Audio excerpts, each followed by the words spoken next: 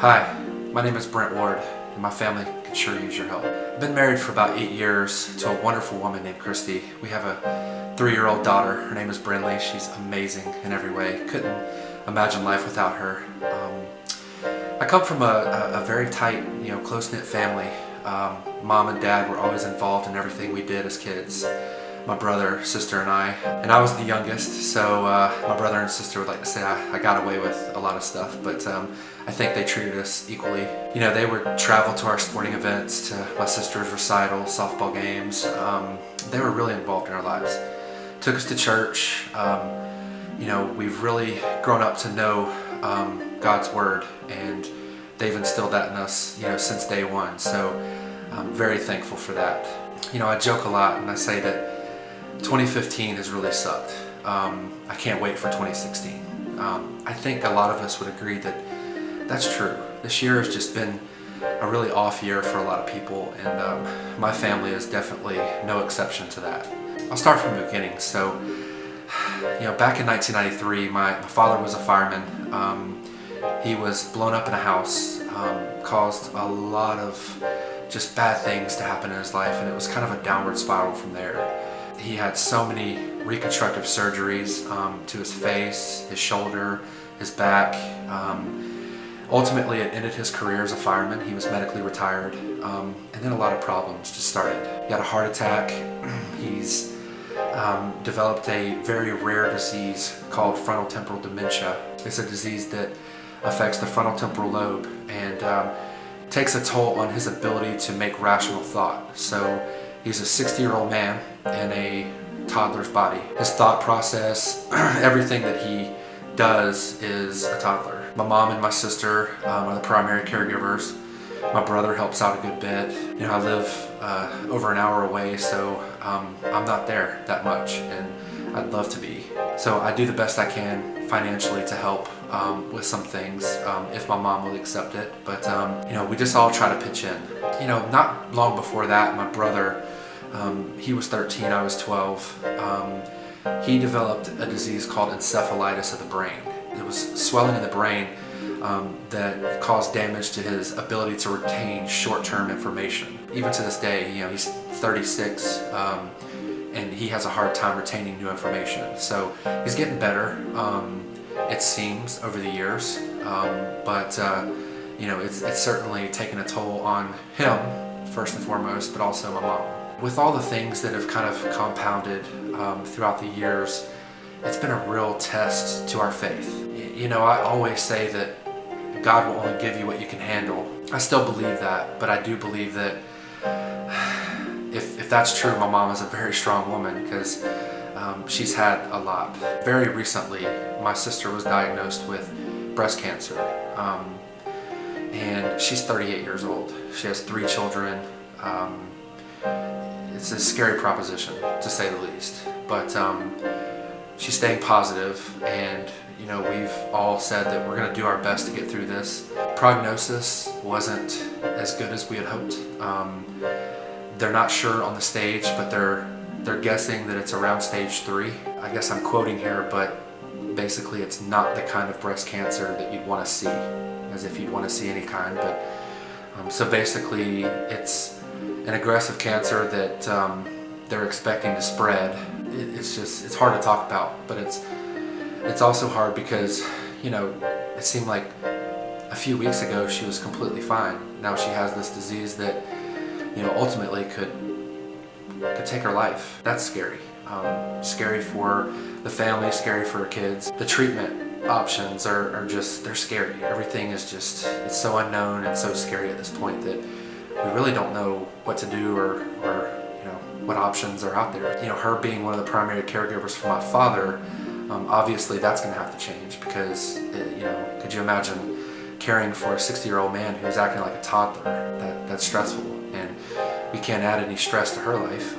She's going to be going through 8 to 12 months of chemotherapy and radiation. There's just no way that she can do that. So the reason that I've started this GoFundMe page is to try to raise funds to help them out. My sister, with her treatment, my mom with the care. We're trying to get my father into a full-term memory care facility. It's $5,000 a month, and that's the starting point. That's to share a room with another patient. Who has that kind of money? I mean, you know, extra money. I mean, we all have mortgages, car payments, and you know, it might as well be $1 million. I'm doing everything I can to help. You know, financially, my wife and I are doing what we can. You know, obviously, we're just like most normal people. We don't have that kind of money extra per month to kick in. Otherwise, I certainly would do it in a heartbeat, no questions asked. I understand that a lot of us are going through things very similar to this. I've got a friend who his father has stage 3 lung cancer. You know, and you hear stories about this all the time. One of the things that we think about is, you know, that really stinks. But I don't know, you know, one of the things we say is, I don't know what I would do if that was us, you know, or me, or a family member, a loved one. And when it happens to you or one of your loved ones, it is, you feel, you know, tiny, like there's nothing you can do to help. You're so helpless. So I get it. If you're not able to donate, no problem. You know, send a comment saying that we're praying for you, or you know, just words of encouragement for my sister. Her name is Alicia. If you are able to donate, there's no way I can express how gracious I would be for that, and ultimately how gracious my family would be for that. My mom and my sister have no idea that I'm doing this. I've been on the other side of that. You know, I've given to several GoFundMe fundraisers. I volunteer all the time. I love to give my time and I love to be involved. When I have an opportunity to be on this side of the camera or this side of the situation, it doesn't feel very good. I understand, you know, now what the people are going through. You know, I give because I feel like it's the right thing to do. And now I'll give because I truly know that it would make a difference. So with that, in closing, I would say give if you're able, and only if you're able. It's very much appreciated, but we will do everything we can to get through this. Your prayers sometimes are worth, you know, more than any dollar amount. The power of prayers is strong. You know, the Lord's gonna take care of our family.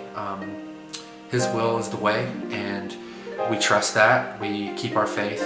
We hold on to that. You know, although it's tested, if you're going through a similar situation, it may be tested, but you know, think about that. You know, there's a reason for that. You know, if it's to inspire someone else to change their habits, to change their life, to do things differently, to get involved, you know, to help, and maybe gain a new friend, somebody that, you know, you can go through life with and share the same stories. My mom and I are members of a FTD, a Frontotemporal Dementia page on Facebook, and it is astonishing to read the stories that are on there, just the things that people are going through with their loved ones. I mean, I couldn't imagine being married for 30 plus years and, you know, having to change the diaper of, you know, my spouse, having to, you know, I guess fight with them every single night to take a bath, or, you know, just really trying to understand that that's not them anymore. There's no way.